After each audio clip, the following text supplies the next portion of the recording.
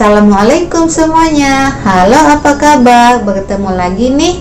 Kali ini kita akan membahas materi prinsip geografi. Saya yakin masing-masing dari kalian pasti memiliki prinsip kan? Geografi juga punya nih. Geografi punya 4 prinsip geografi. Kalau kalian punya berapa? 4 juga. Ada yang tidak punya? Ada yang tidak tahu prinsip? Prinsip itu adalah segala sesuatu yang dipegang teguh. Jadi, apapun yang kita pegang teguh dinamakan dengan prinsip. Geografi punya 4 hal yang dipegang teguh atau 4 prinsip geografi. Yang pertama namanya adalah prinsip distribusi atau persebaran.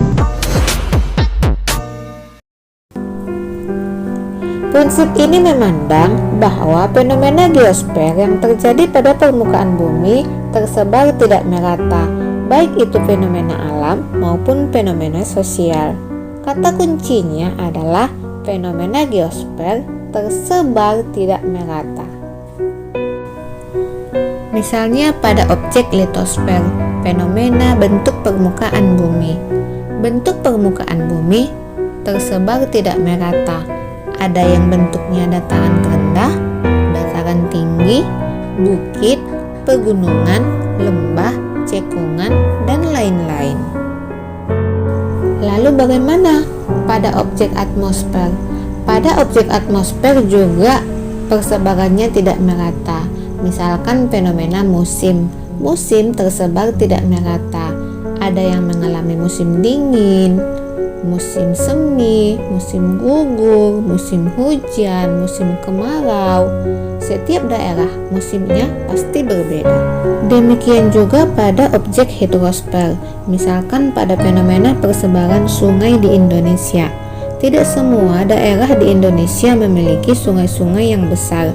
Hanya terdapat di Sumatera, Kalimantan, dan Papua.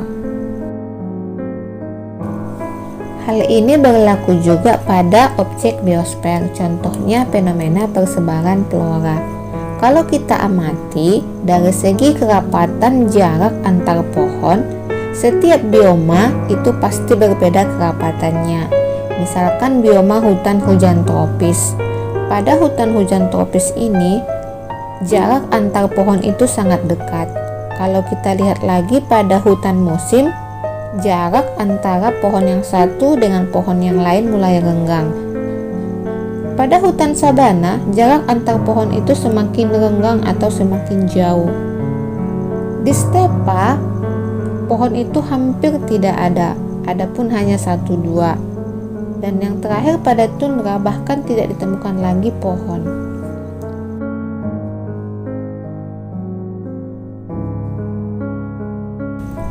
Prinsip distribusi ini juga berlaku pada objek antroposfer, misalkan pada fenomena kepadatan penduduk di Indonesia. Coba perhatikan peta berikut ini. Pada peta ini menunjukkan bahwasanya penduduk Indonesia itu lebih padat di Pulau Jawa dibandingkan dengan pulau-pulau lainnya.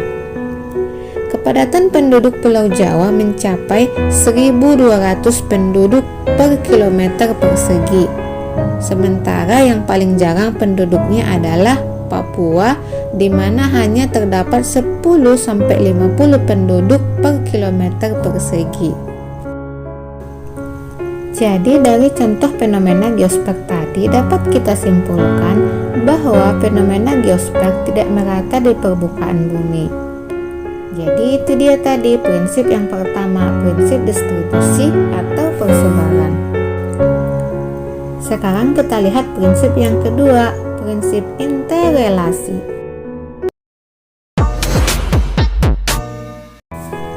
Prinsip ini memandang fenomena geosfer yang terjadi di permukaan bumi memiliki hubungan dengan fenomena lainnya.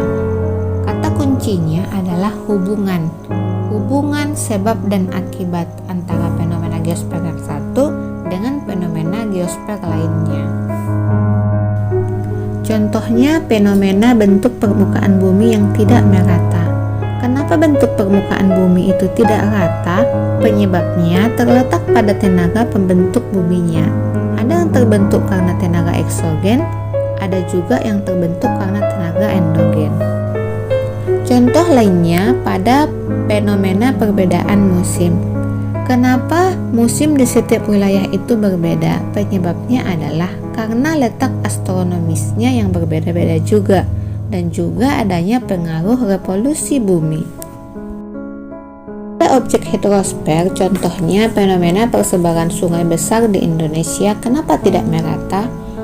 Kenapa hanya ada di Sumatera, Kalimantan, dan Papua?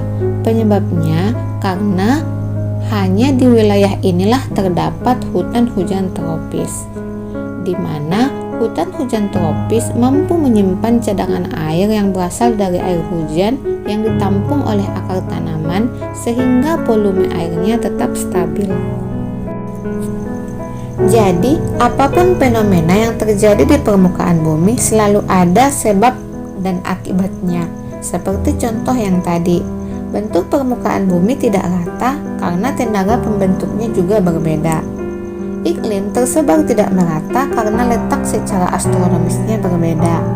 Sungai besar di Indonesia hanya terdapat di Sumatera, Kalimantan, dan Papua karena hanya di wilayah tersebutlah yang memiliki hutan hujan tropis. Sekarang prinsip yang ketiga, prinsip deskripsi. Deskripsi artinya adalah pemaparan atau penggambaran secara jelas dan terperinci. Prinsip deskripsi adalah prinsip yang memandang bahwa fenomena geosfer yang terdapat di permukaan bumi dapat diuraikan secara jelas dan rinci. Dapat diuraikan jelas dan rinci. Jelas dan rincinya ini bisa dijelaskan melalui penjelasan kata, bisa melalui gambar, peta, grafik, dan tabel. Contoh prinsip deskripsi melalui penjelasan kalimat. Pada fenomena bentuk permukaan bumi yang tidak rata. Bentuk permukaan bumi tersebar tidak merata di permukaan bumi karena adanya perbedaan tenaga pembentuk buminya. Ada yang terbentuk akibat adanya tenaga eksogen yang meliputi pelapukan, erosi, dan pengendapan. Kemudian ada lagi bentuk permukaan bumi yang dihasilkan oleh tenaga endogen, baik itu tektonisme, vulkanisme, dan seisme. Misalkan saja pegunungan, perbukitan, lembah, cekungan. Ini merupakan hasil dari tektonisme. Ada juga bentuk permukaan bumi yang dihasilkan oleh tenaga eksogen. Misalnya adalah gurun, delta, pantai, goa, dan lain-lain. Prinsip deskripsi juga bisa digambarkan melalui gambar. Misalkan pada gambar ini, dari gambar ini kita bisa menjelaskan bahwa bentuk permukaan bumi itu tidak rata. Ada yang bentuknya gunung, ada laut, ada lembah, ada sungai, ada bukit, ada teluk, ada pulau, dan lain-lain. Penjelasan deskripsi selanjutnya melalui peta. Dari peta ini bisa kita melihat bahwasanya bentuk permukaan bumi Indonesia itu ada 3, dataran rendah, dataran tinggi, dan pegunungan. Di mana dataran rendah ditandai dengan warna hijau, dataran tinggi dengan warna kuning, dan pegunungan ditandai dengan warna coklat.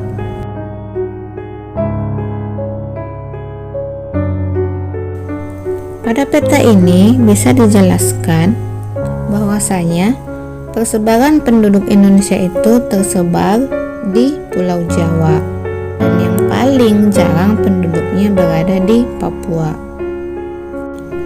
Penjelasan prinsip deskripsi berikutnya melalui tabel. Melalui tabel ini kita bisa mengambil informasi tentang proyeksi penduduk dari tahun ke tahun, dari tahun 2020 hingga tahun 2050. Dan juga kita bisa melihat bahwasanya proyeksi penduduk dari tahun ke tahun persentasenya akan mengalami penurunan, di mana pada tahun 2050 persentase pertumbuhan penduduk hanya 0,32%. Sementara pada tahun 2020 masih mencapai 1,15%. Berikutnya adalah menggunakan grafik. Dengan menggunakan grafik, kita juga bisa mengambil berbagai macam informasi. Seperti pada gambar berikut, kita bisa melihat populasi penduduk berdasarkan umur. Grafik ini menjelaskan bahwasanya populasi penduduk Indonesia itu terbesar pada umur 25 sampai 54 tahun. Yang keempat adalah prinsip korologi. Prinsip korologi adalah gabungan dari ketiga prinsip, yaitu prinsip distribusi, interrelasi, deskripsi, ditambah adanya penyelesaian masalah di dalamnya. Contoh prinsip korologi, kita ambil dari persebaran musim. Musim di Indonesia ada dua, yaitu musim hujan dan musim kemarau. Musim hujan di Indonesia terjadi dari bulan Oktober sampai dengan April, dan musim kemarau terjadi dari bulan April sampai dengan Oktober.